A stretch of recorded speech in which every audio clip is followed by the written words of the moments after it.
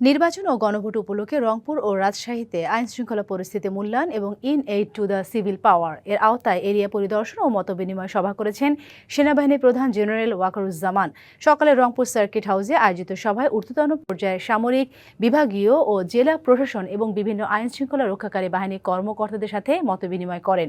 এ সময় আসন্ন জাতীয় সংসদ নির্বাচনকে শান্তিপূর্ণ, নিরপেক্ষ ও সুষ্ঠুভাবে সম্পন্ন করতে আন্তঃপ্রাতিষ্ঠানিক সমন্বয় ও সামগ্রিক নিরাপত্তা ব্যবস্থাপনা নিয়ে আলোচনা করেন।